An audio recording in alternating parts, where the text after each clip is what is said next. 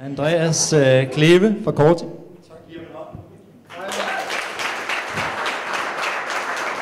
At få 4 minutter oven på den her runde er ikke så fair. Og lige for at sige først, de 3 spørgsmål, du fik, Morten, og andre jeg fik, det ved jeg ikke lige, hvordan vi lige skal afstemme bagefter, Christoffer. Det er næste gang, der forventer vi lige lidt afstemning. Ja, jeg kommer fra Corti. Det er første gang, vi nogensinde snakker om Corti nogen steder, så lad være med at tweete om os. Vi er rigtig hemmelige. Vi er 8 måneder gamle. Det er mig, det fik jeg ved af Christoffer, og så har vi gjort det. Undskyld. Vi starter med et grundlæggende spørgsmål i et baglokale på Vesterbrogade. Og det er, hvad er det egentlig, der laver en virksomhed? Er det de lokaler, de er i? Eller de produkter, de sælger? Eller hvad nu, hvis de får nye medarbejdere? Er det så en anden organisation? Vi tror grundlæggende på, at det, der i virkeligheden laver en virksomhed, det er de samtaler, der bliver holdt. Det er det, I snakker om. Det er de produkter, I har. Det er den måde, I går ud og manifesterer dem i verden sammen med en masse mennesker, der synes, det er interessant.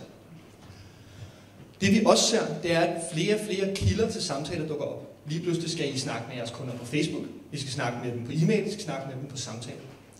Men det er i forvejen ret svært. Så vi tænkte, hvad med at bygge noget teknologi baseret på kunstig intelligens, der faktisk kan gå ud og hjælpe med at finde ud af, hvad er det i virkeligheden, der virker, når vi snakker med hinanden. Desværre er samtaler rimelig svære at finde ud. Tal for USA viser, at 50% af de 257 milliarder årlige kundeservice-samtaler, der er i USA, ikke bliver løst. Så der er et temmelig stort problem her. Når vi snakker sammen, så er kommunikation ikke en til en. Hvad jeg siger, går ikke nødvendigvis igennem hos jer, som det jeg mener. Så vi tænkte, hvad kunne vi gøre for at hjælpe det her? Vi mente, der var sket noget i teknologien, som åbnede for nogle nye muligheder, som Thomas snakker om. Og det er kunstig intelligens. Og det er et meget fluffy bredt begreb, så jer, der ved noget om kunstig intelligens, vi kan skændes om det bagefter.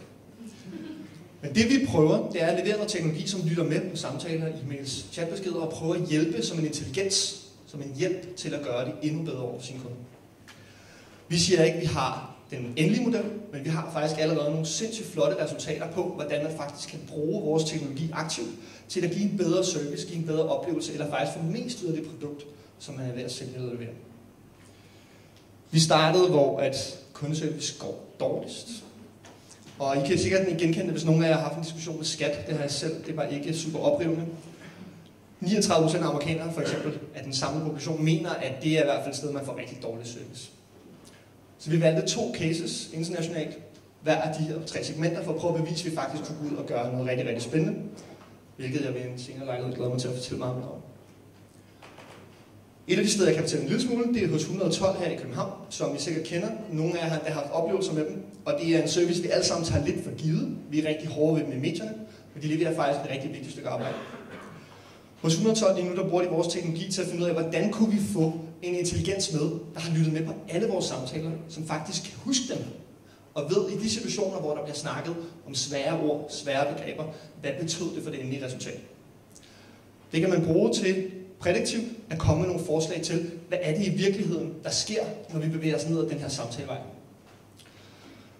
Og som I kan se i sidste ende, eksempelvis en af vores cases, det er at finde ud af, kan vi regne ud, om en person, der ringer ind, er vidne til et hjertestop før en agent. Og det er noget, jeg glæder mig til at fortælle meget mere om, hvilket vi faktisk kan. Vores udfordring er bare enormt kompleks, fordi ikke nok med samtaler i sig selv er svære at formidle, men mennesker, vores teknologi er sindssygt kompliceret og baseret sig på den nyeste teknologi inden for kunstig intelligens. Så i og med, at vi skal prøve at lægge os i et felt, hvor vi skal konkurrere med de allerbedste i hele verden, så ender vi et sted meget hurtigt, hvor der kommer et meget stort krav til vores evne til at tiltrække de rigtige folk, de rigtige penge og de rigtige vejledere. Så hvad gør et lille team som os oprindeligt på et par mand med vores baggrund for at tiltrække de allerbedste talenter? Det gør vi selvfølgelig med at tiltrække for det første investorer, kunder og i høj grad rådgivere, som kan hjælpe os med at tiltrække de her folk. Men de er ikke i Danmark. Det er vi ked af at sige, men det er altså sandt. Den bedste forskning inden for vores felt, som er naturlig sprogprocessering og talegenkendelse, de sidder ikke her. Det kunne godt være anderledes. For vi har faktisk masser af cases på, der bliver produceret vanvittig god forskning, som gradvist får mindre og mindre støtte.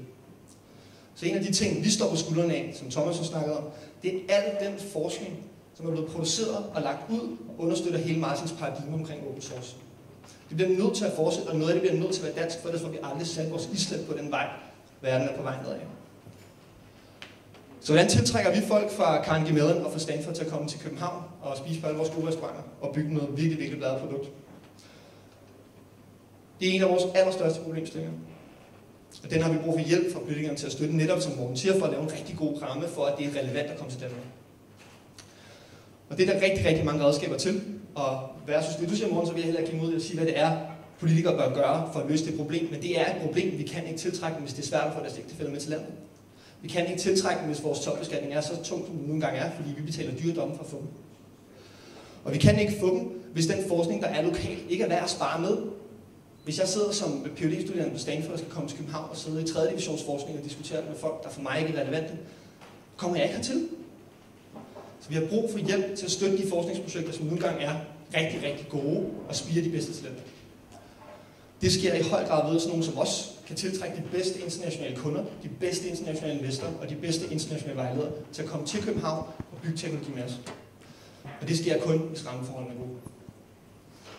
Så hvor end I er, husk at støtte dansk forskning. Hjælp, hvor I kan. Og husk, at vi står mega meget på skuldrene af alle de mennesker, der virer deres liv til at skrive lange PhD'er omkring ting, som for jer kan virke obskure og mærkelige, hvad end det handler om eskimologi, eller hvad nu end det er spændende processeringsteknikker. Men der er folk som os, som faktisk hjælper folk med at blive diagnosticeret med blodpropper på et splitsekund, som har brug for de her mennesker, virer deres liv til. Tak for det.